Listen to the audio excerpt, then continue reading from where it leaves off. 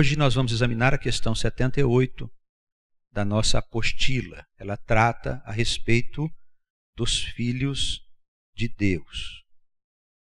Existem nas Escrituras algumas passagens que podem dar a entender que há dois tipos de almas. Homens teriam sido criados para a salvação e outros para a condenação eterna. E esta tese foi chamada predestinação, nos tempos da Reforma Protestante. E até nos nossos dias, ela ainda está presente em algumas igrejas, oriundas do pensamento de João Calvino, que foi o autor dessa tese.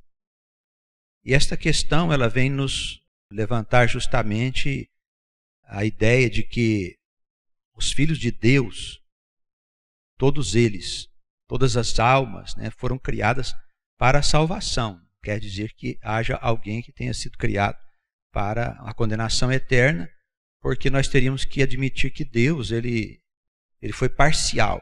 Ele escolheu, na verdade, alguém para ser salvo e outro para ser condenado. Não podemos imaginar que Deus, na sua perfeição, na sua grandiosidade, pode fazer esse tipo de coisa.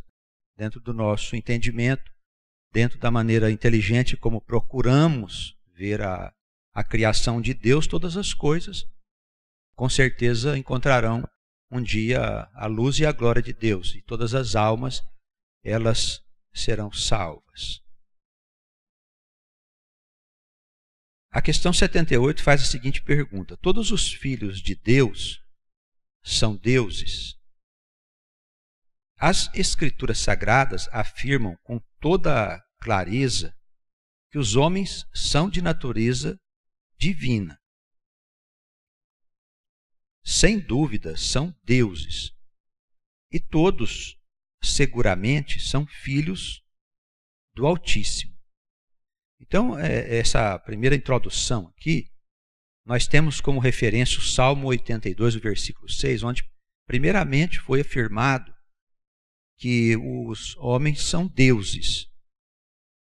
E nessa colocação feita nesse salmo, nós percebemos que a palavra não é dirigida apenas a alguns homens, como os teólogos do cristianismo costumam argumentar. Teria sido uma palavra dirigida aos príncipes de Israel, mesmo que eles nem soubessem quem são esses príncipes. Mas nós vemos no Salmo 82, versículo 6, que ele diz com toda clareza que todos vós são deuses e filhos do Altíssimo.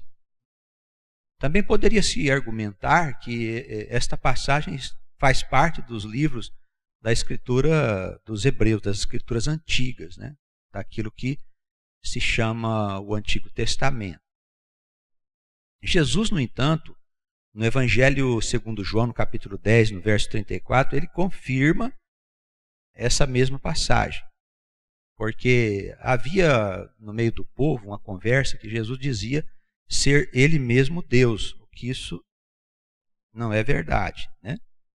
Essa afirmativa não é verdadeira porque Jesus em nenhuma passagem, em nenhum lugar, ele disse que ele era Deus. Ele disse que ele era filho de Deus e um com Deus. Estava falando ali de comunhão, de alma. E dizendo também que todos nós que temos fé em Deus, nós temos comunhão com Ele. E somos uno, tanto com o Cristo, com o Verbo, quanto com Deus. Esse é o princípio de unidade por comunhão.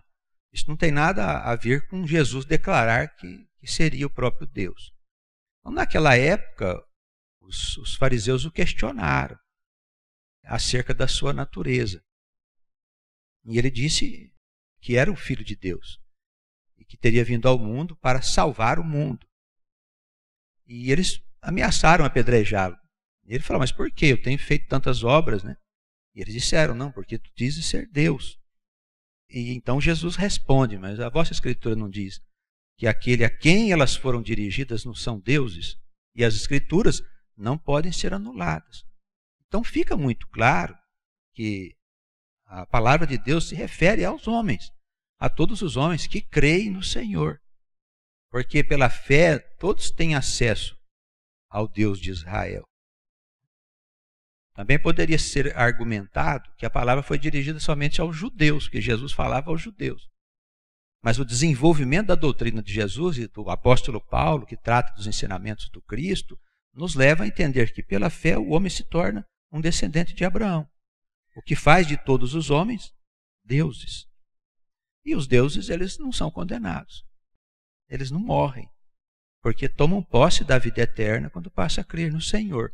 O raciocínio é até bem simples, a não ser que a gente tente manter aí as aparências de que o homem é apenas um ser carnal e que por um ato de magia, ou um ato sobrenatural, ele será transformado um dia num corpo glorioso para habitar no céu, numa suposta cidade celestial. O que também não encontra uma argumentação no conjunto dos ensinamentos das Escrituras Sagradas. Eu acredito que nós, ao entendermos as Escrituras por um ponto de vista de eternidade, inclusive a existência das almas, tudo fica mais claro para nós. Nós somos, em verdade, deuses vivendo na criação que o Pai fez para um destino que ainda não conhecemos, mas já podemos perceber que é uma coisa maravilhosa, que aguarda a todos nós. E seria lógico que viver nesta criação seria uma coisa cada vez melhor, uma vez que tudo vai se transformando para o bem. E para a gente viver sempre na criação, nós precisamos nascer continuamente, com alguns intervalos nas regiões da eternidade, nos lugares chamados céus. Ali tomamos ciência do que se fez. Podemos até afirmar que depois da nossa vida material, que é a existência de 70, 80 anos ou 90 anos, a gente vai até a eternidade mesmo para confirmar a obra que foi feita. Quer dizer, como foi minha última existência? Como se nós estivéssemos trabalhando por um período. Não é assim com a obra de Deus? Durante 6 dias é feita a obra. O 7º dia ele para poder abençoar aquilo que ele fez. Então, esses intervalos que acontecem entre as vidas faz com que a alma possa olhar para o seu passado e ver a última etapa que ela trabalhou na Terra, vivendo, lutando, criando filhos, lutando contra as suas dificuldades. E como ela está no seio de Deus, na eternidade, ela recebe a bênção de Deus por aquela última experiência. E se prepara para continuar vivendo e desenvolvendo a sua experiência existencial e desfrutando de tudo aquilo que a vida permite que seja desfrutado, dentro da atual situação em que nós nos encontramos, em que o mundo que ela habita se encontra. Isso é uma lei universal no nosso ponto de vista. Isso torna todos nós iguais em direitos perante Deus, embora ele crie as almas para desempenhar determinadas funções. E às vezes nós podemos achar que uma alma que está numa função que nos parece má, aquela alma pode ser condenada, mas é uma função determinada por Deus para que o conjunto possa ser ajustado. Embora a gente olhe para as situações de uma forma particularizada e pense que aquilo é um mal, mas no conjunto de tudo, na verdade é o bem de toda aquela coletividade. Por isso, nós devemos ter cuidado em julgar as pessoas, o que elas falam, o que elas pensam, o que elas fazem, mesmo aquilo que parece que elas estão cometendo pecado.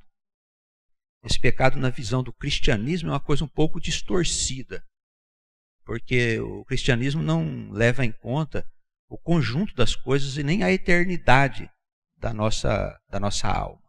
Isso faz uma grande diferença.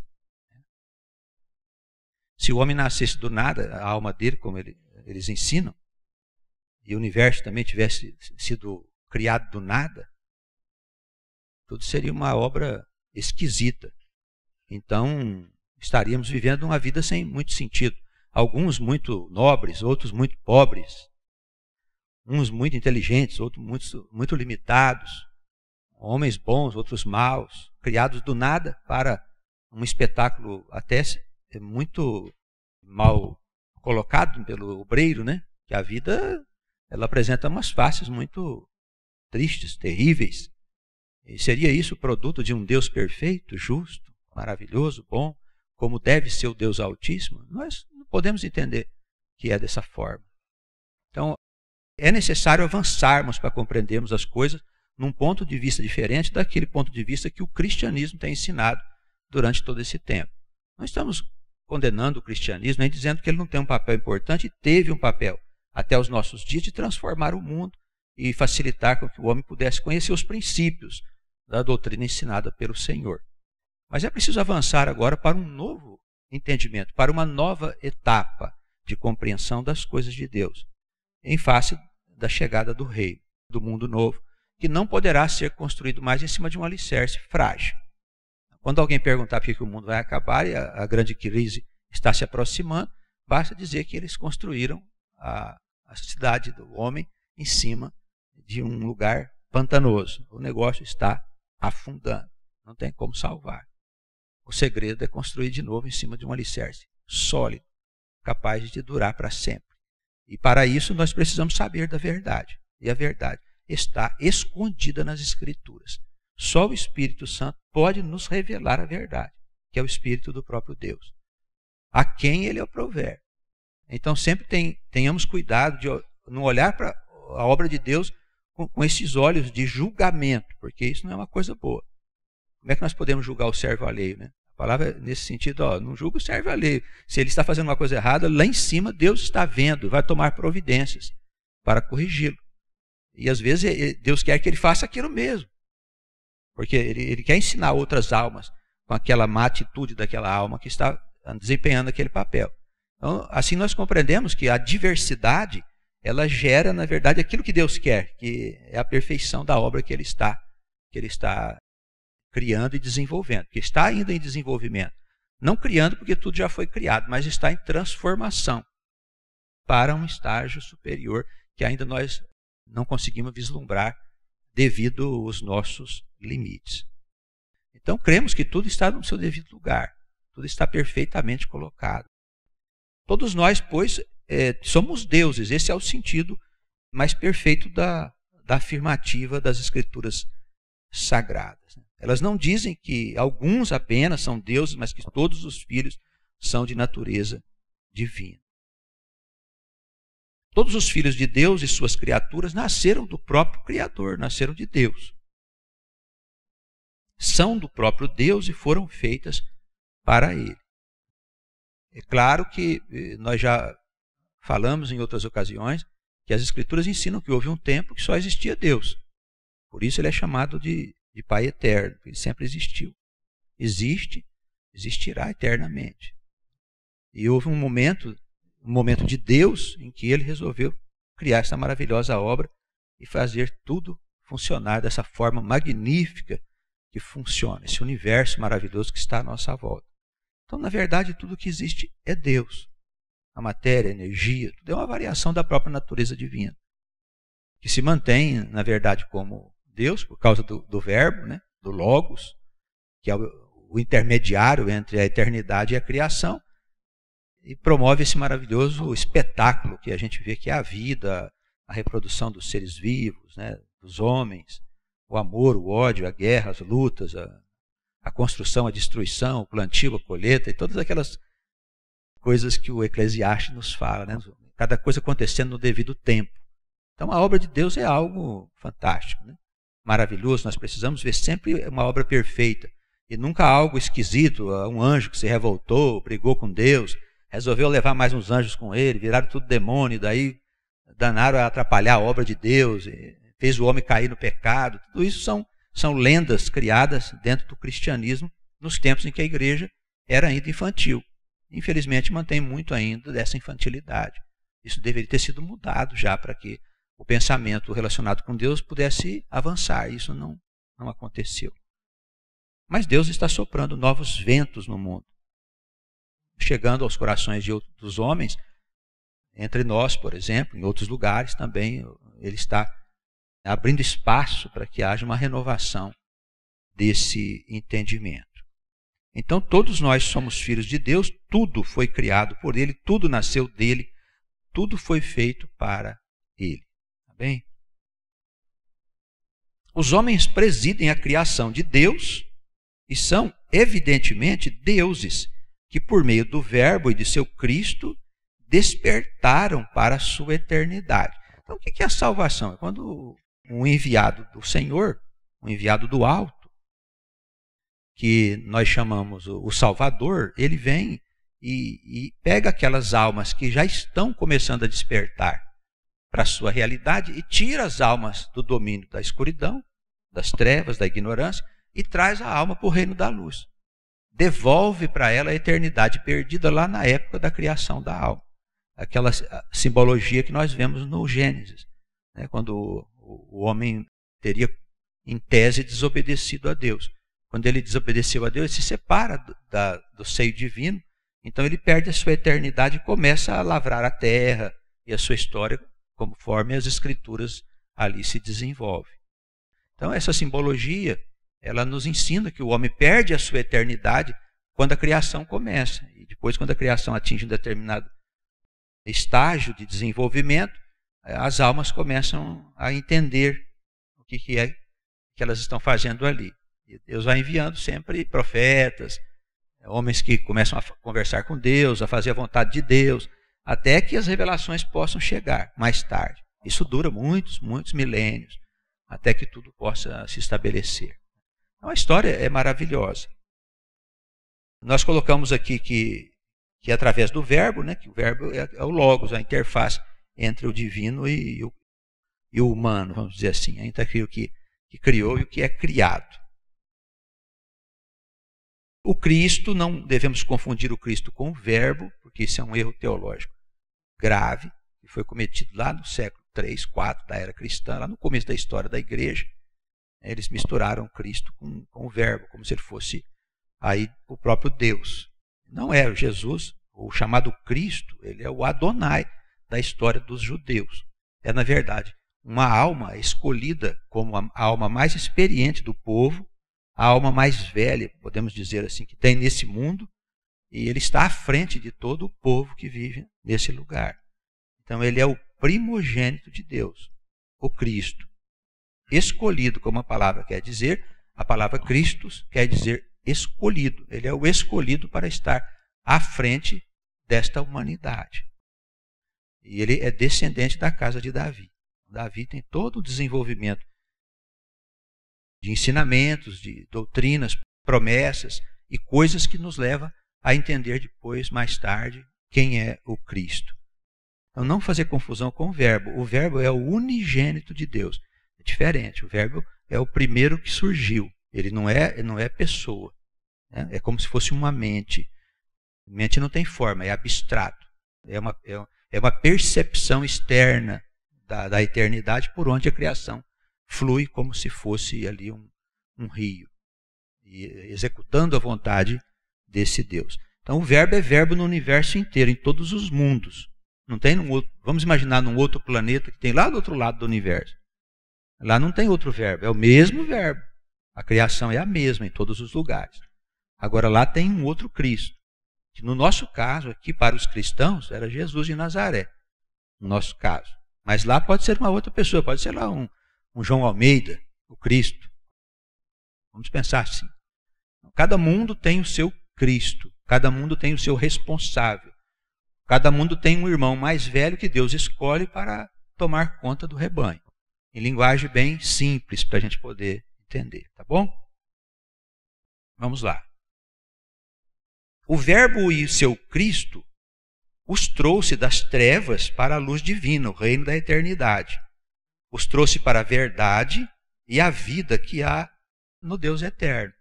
Então a alma, quando encontra a sua eternidade, ela não perde mais. Porque como ela está num caminho de ascensão, ela chegou na luz. Ela chegou na sua natureza verdadeira. Algumas pessoas pensam que a salvação é o fim. Não é, é o começo. Quando a alma entra na área da salvação, ela está entrando na área da eternidade. E ela passa a viver em comunhão com Deus. E por isso a morte e o inferno não têm mais poder sobre ela. Claro que ela continua nascendo, existindo, morrendo fisicamente, mas a alma não.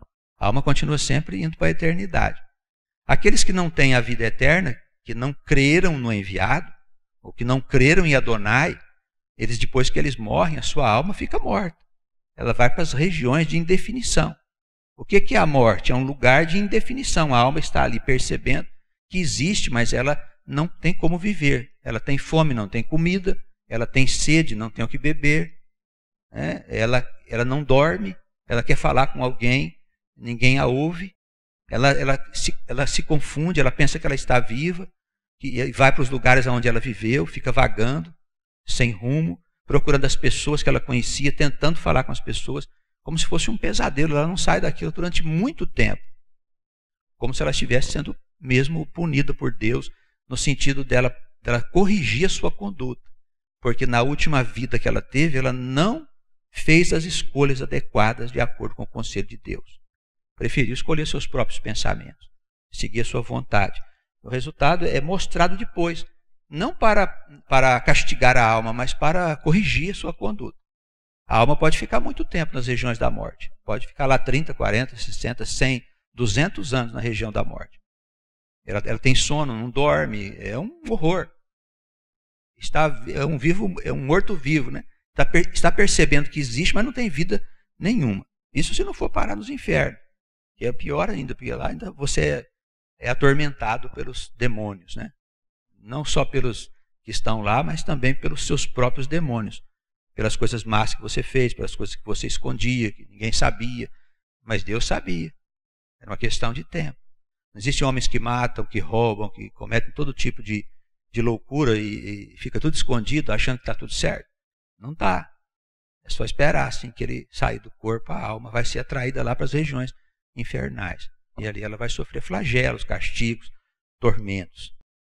E nós precisamos considerar também que essa região infernal, eu penso que boa parte dos castigos que a alma sofre ali é uma espécie de autopunição.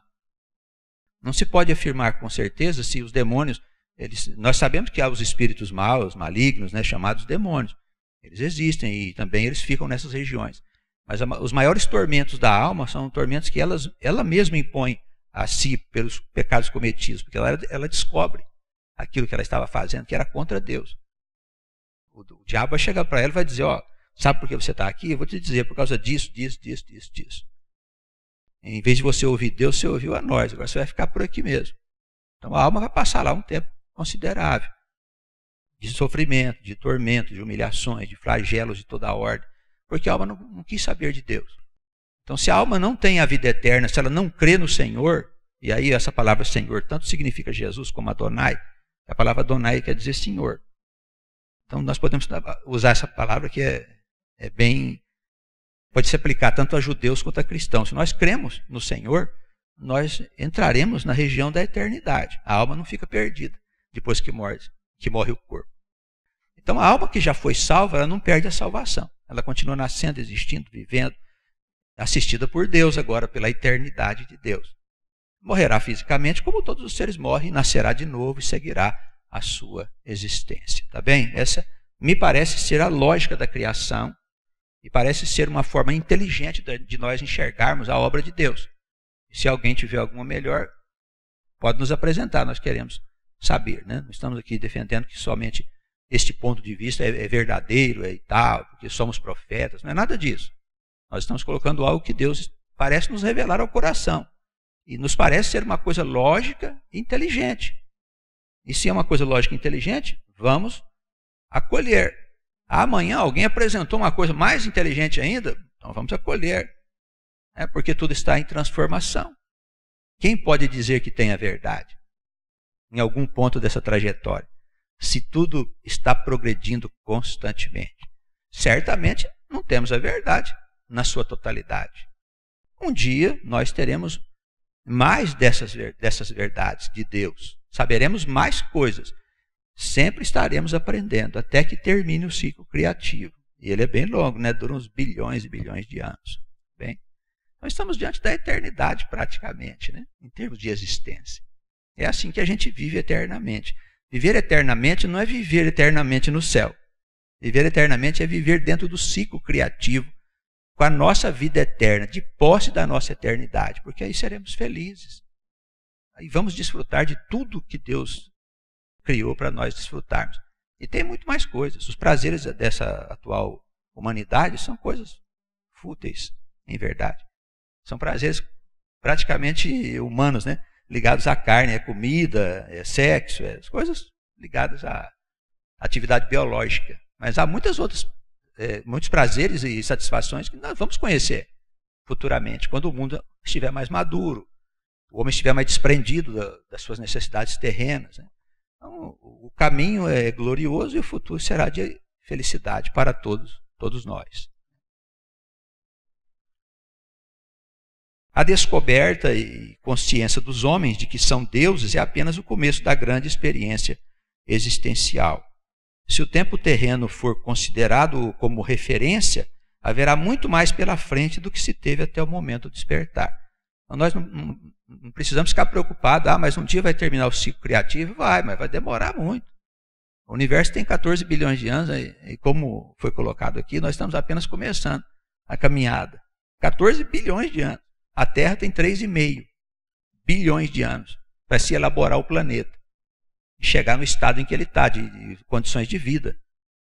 Se os irmãos tiverem cuidado de ver algumas pesquisas que estão sendo feitas agora, os homens têm enviado alguns mundos aqui perto de nós, algumas sondas, né, para ver como é, e ali o que se encontra não passa de pedras e areia, não tem nada, são lugares inóspitos, não há qualquer sinal de vida, nenhum mínimo sinal de vida. Isso demonstra que a Terra é um sistema que foi elaborado durante muito tempo pela mente de Deus, para que uma forma delicada de coisas existisse para a gente poder existir dentro dessa natureza. Então é uma obra fantástica. Por isso, irmãos, parece estranho que alguém acredite que Deus vai destruir um planeta dessa magnitude.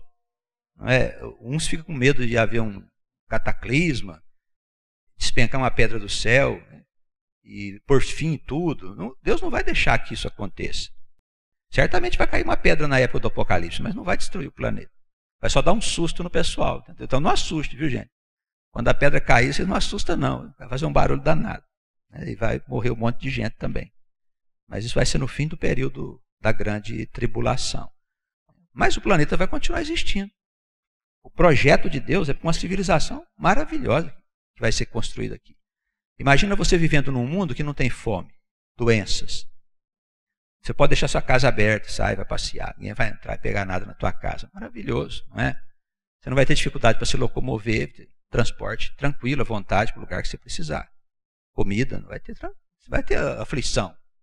Vai ter comida para você comer o que você quiser. Então, é um mundo diferente. Nós vamos estar ocupados com o quê? Com desenvolver o nosso saber, nossa inteligência, nossas artes. Imagina uma pessoa que gosta de pintar, por exemplo. Eu gosto de desenvolver na área da pintura, representando as coisas de Deus, o homem, a sua existência. Então aquela alma vai se dedicar àquilo. Não vai ter nenhuma preocupação de ter que trabalhar, ganhar dinheiro, pagar conta. A alma vai ter tempo para se desenvolver. Né? Eu quero cuidar de crianças. Então, bom, muito bem, você vai ter as escolas. Vai lá instruir os meninos dentro da ciência de Deus, do conhecimento das coisas, da vida, preparando aquelas almas que estão vindo para que elas também possam ser felizes de se realizar como filhos de Deus. Então, nós não vamos ter preocupação em ganhar dinheiro para pagar a conta. Isso é maravilhoso. Só isso já vai eliminar os nossos tormentos, né? E a alma vai poder desenvolver suas potencialidades, seja elas quais forem. Cada um, como eu disse, Deus faz para uma certa função. E nós precisamos achar essa nossa função. Eu gosto de fazer tal coisa. Deus vai deixar você fazer e desenvolver as suas potencialidades. E o mundo vai se desenvolvendo para estágios cada vez melhores, está bem?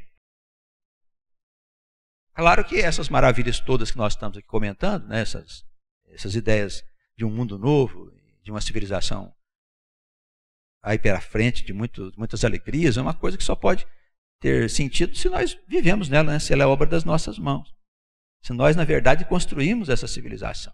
E vai ser assim.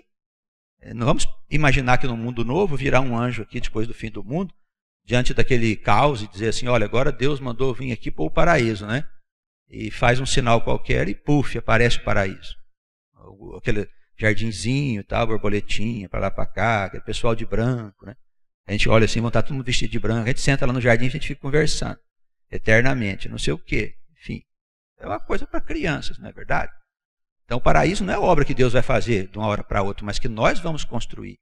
E Deus vivendo em nós, porque Deus vive em nós. Olha bem o que é a obra dele. E ele faz a obra através de nós, que somos seus filhos. Por isso nós estamos em Deus e Deus está em nós.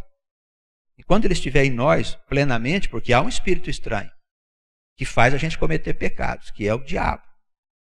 Ele prejudica a nossa vida. Quando ele não estiver mais no mundo, Deus vai destruir o mal, porque ele é só uma energia gerada pela nossa ignorância. Quando isso acabar, nós vamos ficar sempre no bem. E a vida vai ser muito agradável, muito tranquila, porque Deus estará no meio de nós, o Espírito dele. Então, Deus se realiza através dos seus filhos, nas obras que os seus filhos fazem. É uma comunhão plena que as nossas almas têm com o Pai que nos criou. Então, eu vejo isso uma coisa maravilhosa, justa, perfeita, em harmonia com a grandiosidade desse Deus que nós temos anunciado, que me parece estar nas Escrituras Sagradas, as suas revelações. Então, nós temos que buscar o entendimento cada vez mais claro destas coisas. Tá bem? Então nós temos aí a referência, né, do que nós colocamos embaixo do Salmos 82, 6. Vós sois deuses e todos vós filhos do Altíssimo. Também o apóstolo Paulo, ele fala aqui em Atos, né, 17, 28, naquela visita que ele fez à cidade de Atenas, num discurso que ele fez aos gregos, ele revela que nós vivemos, nos movemos e existimos em Deus.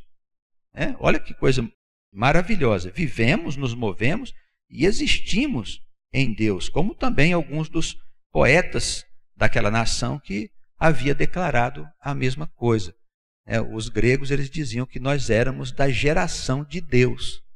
Vê que, como que o ensinamento também foi revelado lá. E assim foi revelado em outros lugares também. Essa é uma outra dificuldade que o cristianismo tem, e mesmo o judaísmo, no seu ponto de vista religioso, é de aceitar que Deus falou em outros lugares. Ele acha que não, que Deus só falou com eles. Só falou com o judeu, só falou com o cristão, não falou com a China, não falou com o Japão, não falou com a Índia, não falou em outro lugar, na África. Lá está tudo abandonado. Nós temos que sair correndo lá para falar de Deus para eles. Mas Deus sempre esteve lá, conversando e ajudando a levar aquelas almas no seu caminho. Mas as almas são atrasadas, ignorantes. Sim, mas o mundo ainda é muito atrasado. E cabe a nós, que somos o povo de Deus, tomarmos ciência das nossas tarefas, das obrigações que nós temos para poder ajudar o mundo a avançar. Esse é o papel do povo de Deus, de judeus e de cristãos. Ajudar o mundo a avançar. Nós vamos fazer isso com toda certeza. Mas dizer que Deus não falou com eles, aí também não. É achar que Deus abandonou aquelas nações lá à sua própria ignorância. Isso não é verdade. Há muitos conhecimentos que as pessoas não possuem ainda a respeito de Deus. Eu quero lembrar aos irmãos que na época que Jesus nasceu, vieram 3 reis do Oriente para visitar o Senhor. Você acha mesmo que esses reis magos vieram trazer presentinho para Jesus? É claro que não. Eles vieram conversar com José e Maria sobre a missão do Senhor. Também os escritos nos fazem entender que Jesus foi devidamente preparado para desempenhar a sua tarefa. E quem o preparou? Porque ele desaparece da história de 13 aos 30 anos. Ele não se tem notícia de onde ele esteve. Quando ele aparece, ele já está credenciado para desempenhar a sua missão na terra, de trazer salvação para o seu povo e de trazer salvação para o mundo. Então há muito mais coisas ocultas do que nós podemos imaginar. Então, nós temos que sair dessa simplicidade de que é só nós. Não, Deus está em todo lugar. Tanto que ele falou na Grécia aos poetas. Vós sois a geração de Deus. Da geração de Deus. Oriundos do próprio Deus. O ensinamento já estava lá. Essas coisas que nós estamos falando aqui. Não, são coisas que nós estamos inventando. O Espírito de Deus está revelando há muito tempo para as pessoas saberem quem nós somos. Hoje, as condições são mais favoráveis. Porque a ciência se desenvolveu. Já sabemos que há outros mundos, que o nosso mundo é redondo. Naquele tempo ninguém sabia de nada disso. Pensava que o mundo era chato. E que a abóbada celeste, em algum lugar, ela tocava no chão.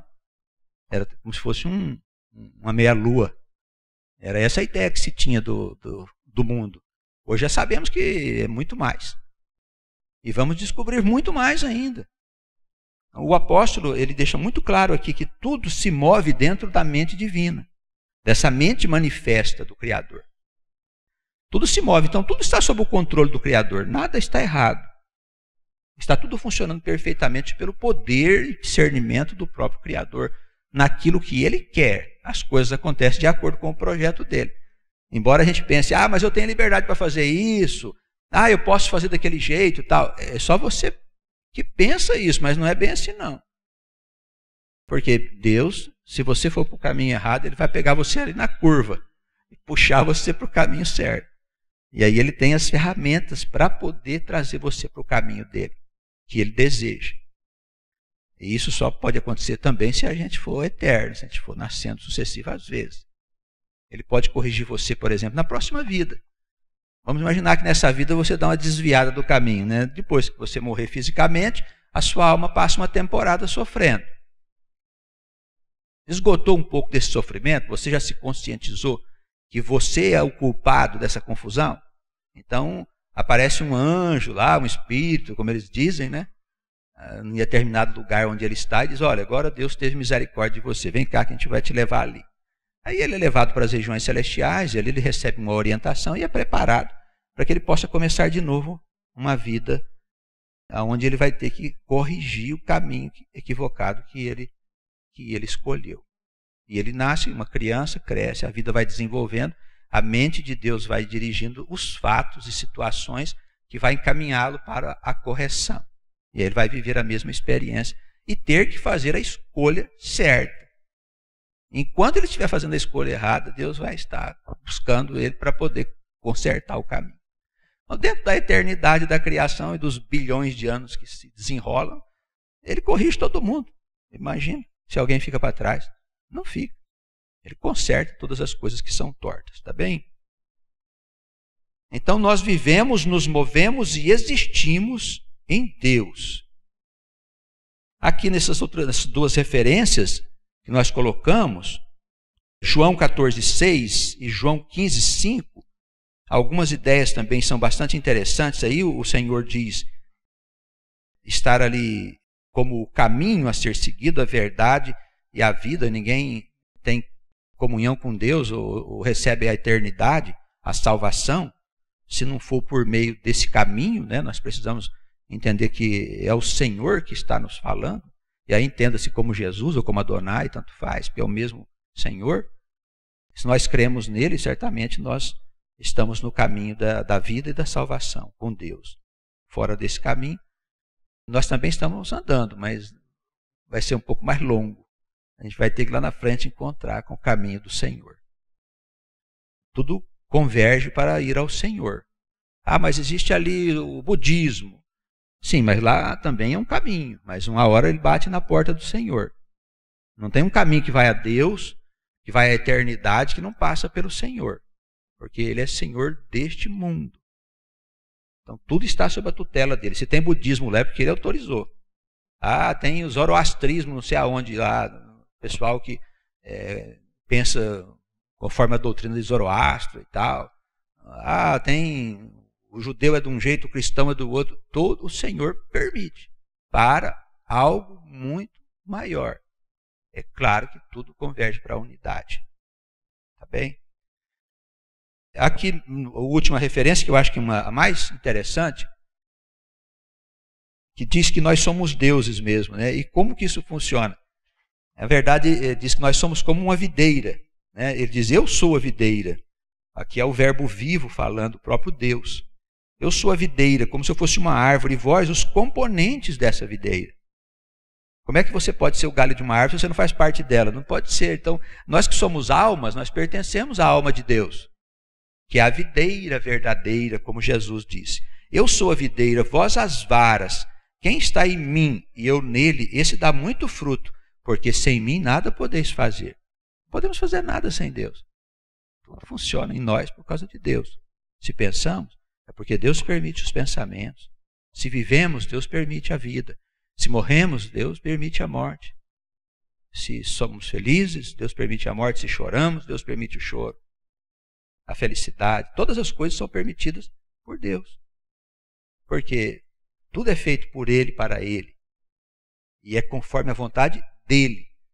E quando a gente sabe disso, a gente fica tranquilo, porque a gente sabe que Deus está no comando da nossa vida. Esse poder maior, né? Nós chamamos de Deus, mas é algo além dessa palavra. Muito além dessa palavra. Não dá para caber na nossa imaginação, nas nossas concepções, a grandiosidade, a perfeição deste ser que sempre existiu e que é o gerador e mantenedor da criação que nós fazemos parte. E que somos as suas criaturas. Saímos desse próprio ser. Mas um dia nós vamos conhecê-lo mais de perto com toda certeza. Tá bem? Então que nós possamos guardar no nosso coração que todos os que foram criados são filhos de Deus. Ninguém vai ficar de fora do reino que será estabelecido. Que a paz do Senhor permaneça conosco e que nós possamos avançar cada dia mais no entendimento das coisas que estão sendo reveladas. Que o Jesus nos guarde no seu grande amor e misericórdia. Amém.